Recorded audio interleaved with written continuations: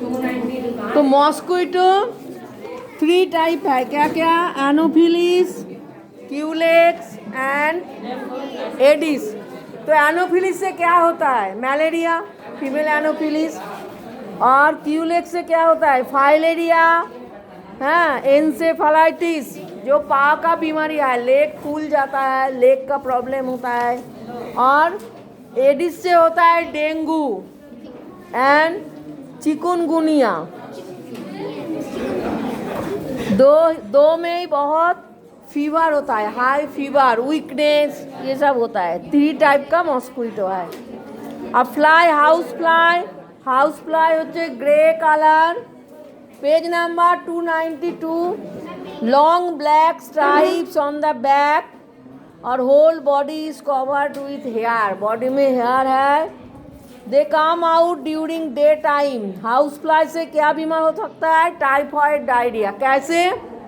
क्योंकि जिसका ये बीमार हुआ है उसका जो स्टूल है उसके ऊपर ये बैठेगा, फिर जाके कुछ फूड के ऊपर ये बैठेगा। जो फूड जिसका हेल्थ अच्छा है वो खाता है तो उसको भी हो सकता है, खाने के साथ बा डार्टी वाटर के साथ।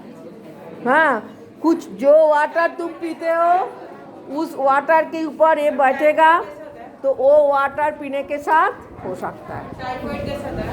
टाइफाइड बीमार, हाई फीवर होता है टाइफाइड में, और पूरा माथा दर्द होता है। टाइफाइड होता कैसे? यही तो आप भी बोल दिया, फ्लाई के द्वारा, जो गंदा खाना खाने से, जहाँ पे मक्खी बैठता है ऐसा खाना नहीं खाना चाहिए। ऐसे दुकान में जो काटा हुआ फ्रूट बिकता है, काटा हुआ जो फ्रूट होता है जो रास्ता में बिकता है उसके ऊपर मक्खी बैठता है, वो फ्रूट खरीद के खाओगे हो सकता है। फिर जो मिठाई का दुकान है, जो मिठाई एकदम ऊपर पोर्शन के जिसके ऊपर कोई कवर नहीं होता है उसमें जाके मक्खी बैठता है, वो मिठाई खाने से हो सकता है। अच्छा, नेक्स्ट होचे सैंड फ्लाई, स्मॉलर देन मॉस्क्विटो, बहुत छोटा छोटा है और लेग्स आर लॉन्ग, लंबा लंबा लेग है, और कम आउट आफ्टर डार्क, अंधेरा के बाद निकलता है। काला ज्वर होता है, काला ज्वर, भूखा है और बॉडी में काला काला स्पॉट हो सकता है। सैंड फ्लाई फीवर, और एक फीवर है जिसको कहता है सैंड फ्लाई फीवर, जो ये मक्खी काटने से बा इसके द्वारा जो ये जो खाने के ऊपर बैठता है वो खाने से भी हो सकता है। और ब्लैक फ्लाई, और एक है बड़ा बड़ा काला काला जो डे टाइम में निकलता है और एक साथ बहुत आता है, जो बड़ा वाला जो मक्खी दिखाई देता है उसमें से ऑन्कोसार्सिएसिस होता है। ऑन्कोसार्सिएसिस मतलब कैंसर भी हो सकता है इसके द्वारा। अच्छा, house fly spread disease in 3 different manners. Whenever they sit on stool, urine, pus, spittle, etc.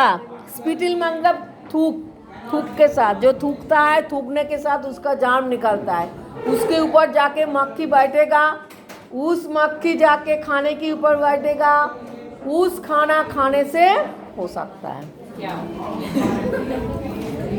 बीमार, डिजीज हो सकता है। जैसे टाइफाइड हो सकता है, डायरिया हो सकता है। ज़्यादातर डायरिया ज़्यादा होता है, पेट खराब, पेट का दर्द होता है, लूज मोशन होता है। हाँ, तो और germ present in stool, pus, spittle etcetera get deposited in the alimentary system of the house fly, deposit हो सकता है।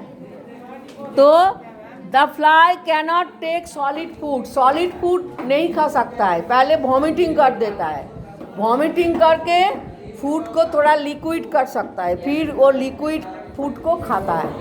तो जब वॉमिटिंग करता है तो उसका बॉडी से जार्म निकाल के उस खाने के ऊपर लग जाता है, फिर उस खाना खाने से जिसका हेल्थ अच्छा है उसका भी ये बीमार फैल सकता है। तो इसीलिए जब खाना फ्रूट ये खाना चाहिए तब अच्छी तरह देख के खाना चाहिए।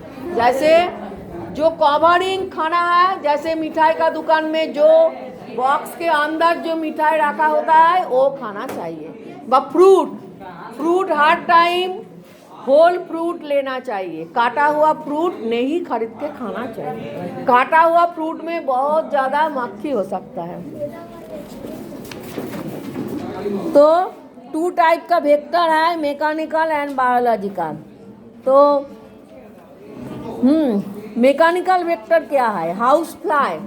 House fly only does the work of carrying the germ, germ को कैरी करता है, इसीलिए मैकेनिकल।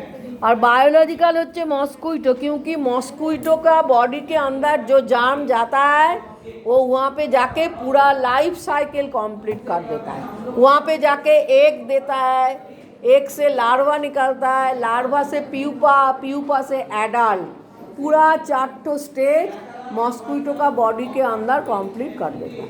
इसीलिए मॉस्क्विटो होच्छे बायोलॉजिकल वेक्टर। लेकिन फ्लाई का बॉडी में ऐसा नहीं होता है।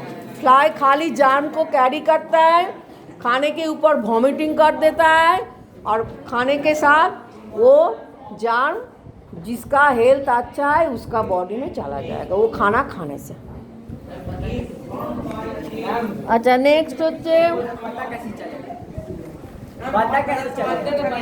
पता चलेगा जो खाने में दिखोगे 2 खाने के ऊपर मक्खी बैठता है वो नहीं खाओगे खरीद के। काटा हुआ फ्रूट नहीं खाना चाहिए, वहाँ पे मक्खी बैठता ही है। जो दिखोगे मिठाई का दुकान में जो खाना, जो मिठाई कवरिंग नहीं किया है, एकदम ऊपर में है, उसके ऊपर दिखोगे बहुत मक्खी बैठता है, वो नहीं खाना चाहिए। जो खाली कवर किया है वही खरीद के खाना चाहिए। Food borne diseases and their remedies.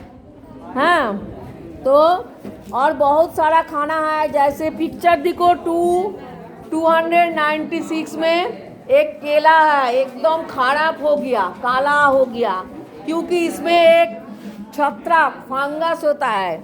और एक नीचे पिक्चर दिया है ब्रेड का, यहाँ पे भी काला काला चौप हो गया, फंगस। तो ये सब खाना खाने से क्या होता है? फंगस का बीमार होता है, स्किन डिजीज, बॉडी में काला काला चौप, रिंग वर्म, ये सब प्रॉब्लम हो सकता है। तो ऐसा खाना को फेंक देना चाहिए, नहीं खाना चाहिए। Spoilage of various type of food is due to the microbial degradation of food by various micro organism. बहुत सारा माइक्रो ऑर्गेनिज्म के द्वारा ये खाना खराब हो जाता है, जैसे बैक्टीरिया, फंगी।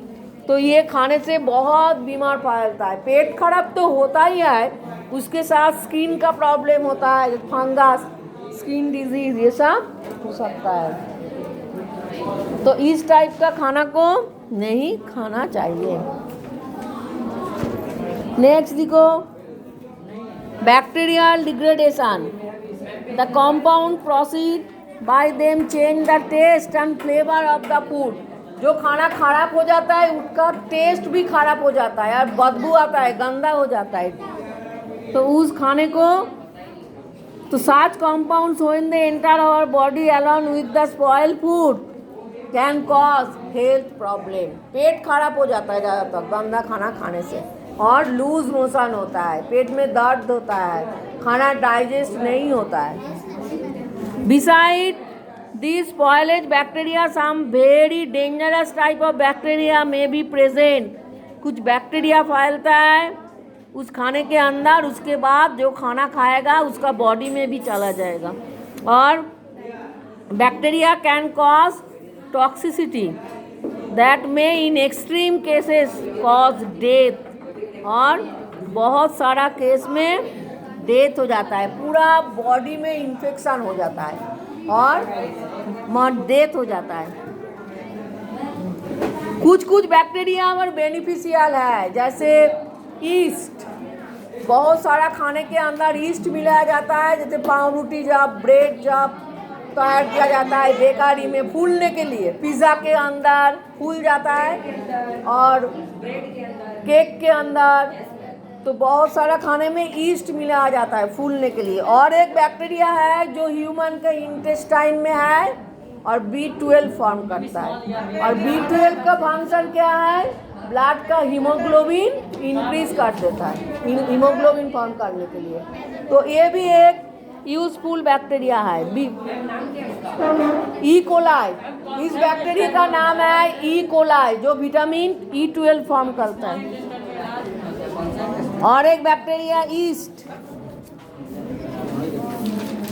तो अटैक बाय फंगी, यहाँ पे कुछ पिक्चर दिया है 298 में। देखो ये सब फंगी अटैक है। लेबू, ऑरेंज जो है कमला लेबू, उसके दिखोगे बहुत दिन तुम बाहर रखोगे तो उसके ऊपर एक काला काला और सादा व्हाइट एंड ब्लैक स्पॉट हो जाता है, फंगस हो जाता है। वो खाना खाने से फंगस का बीमार फैलता है, मतलब रिंग वर्म हो जाता है, स्किन में काला काला स्पॉट हो जाता है। कुछ जो खाना बहुत दिन तक फ्रिज से बाहर रखोगे उसमें फंगस अटैक हो सकता है, बैक्टीरिया अटैक हो सकता है, इसीलिए फ्रिज यूज़ करना पड़ता है रखने के लिए। लेकिन फ्रिज में भी बहुत दिन तक नहीं रहेगा, 2-4 दिन बैक। फ्रिज में खाना 15 दिन रखोगे तो खाना खराब हो जाएगा, उतना दिन नहीं रहेगा। Fungi can be beneficial too. We take the help of fungi to produce food item like bread, cheese, alcoholic beverages. ये सब बनाने के लिए fungi यूज होता है। The affinity of fungi for carbohydrate rich food help the fungi in making those food material. कुछ food बनाने के लिए। For example, some antibiotics are produced from penicillium and yeast is required for making bread. Penicillium जो है, Penicillium notatum, उसमें से penicillin मिलता है। पेनिसिलिन मलेरिया का क्या होता है? पेनिसिलिन एक एंटीबायोटिक है जो बहुत सारा बीमार से प्रोटेक्ट करता है, जैसे फीवर, बहुत सारा fever. And east is required for making bread. Bread बनाने के लिए ईस्ट रिक्वायर्ड है। और कुछ एक्शन ऑफ एंजाइम, कुछ एंजाइम है। एंजाइम का मेन फंक्शन है खाना को डाइजेस्ट करना। जो खाना खाते हो वो स्टमक में जाता है, वहाँ पे एंजाइम सिक्रेशन होता है और खाना को डाइजेस्ट करने में हेल्प करता है।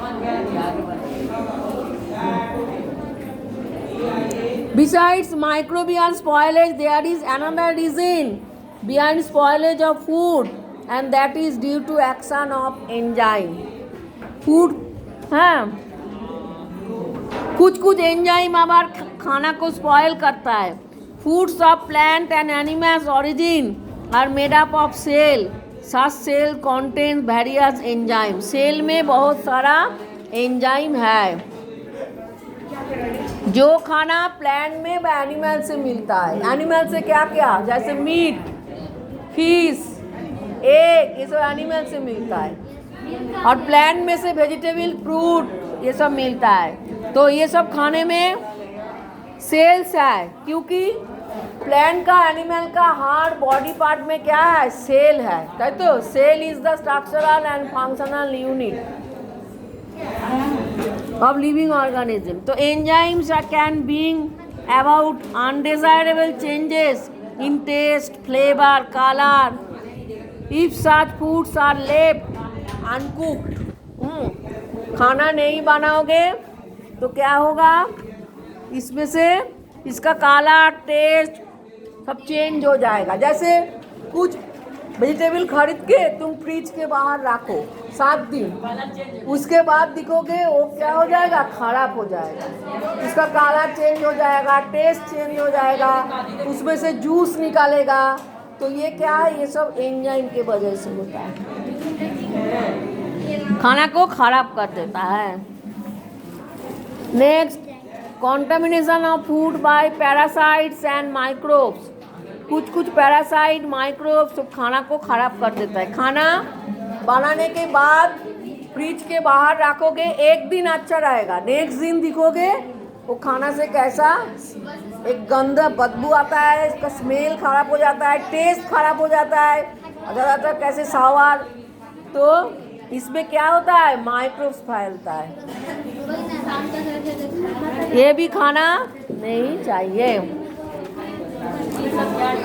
और कुछ एनिमल है जैसे काऊ, इसके अंदर जो पैरासाइट रहता है वो है टेपवर्म।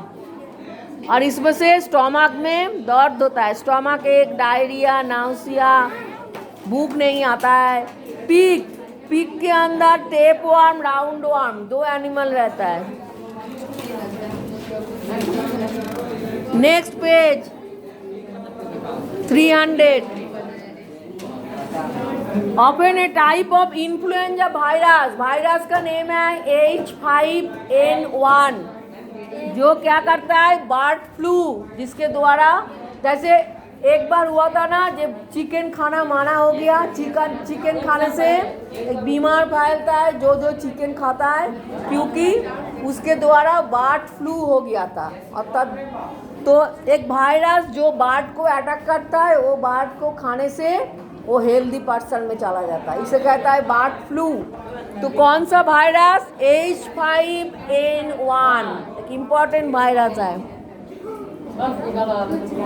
हाँ, if human beings come in contact to skin, excreta of blood of virus infected chicken, they can catch the diseases. तो बर्ड फ्लू बर्ड के द्वारा होता है, बर्ड खाने से उस बर्ड के अंदर ये वायरस होता है H5N1। एक्सक्रीटा मतलब stool, stool stool, potty, potty जो है।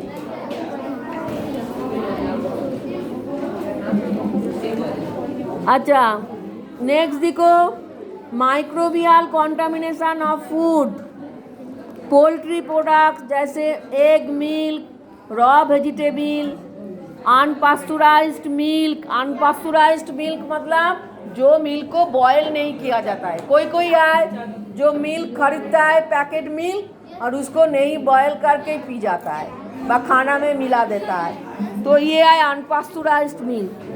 ऑफन कॉन्टेन हार्मफुल माइक्रोब्स, तो इसमें से माइक्रोब फैलता है। If this food item are not properly proceed और if they are taken raw, तो इन्फेक्शन हो जाएगा, क्योंकि मिल्क को जो बॉयल करने के बाद उसके अंदर जो जार्म है मर जाता है। तो बॉयल नहीं करके जो पीता है उसमें से क्या हो जाता है, वो जार्म। और कुछ डिजीज है जैसे सैल्मोनेलोसिस, ये एक बैक्टीरिया है, इसके द्वारा इंजेक्शन ऑफ रॉ और अंडरकुक पोल्ट्री प्रोडक्ट्स।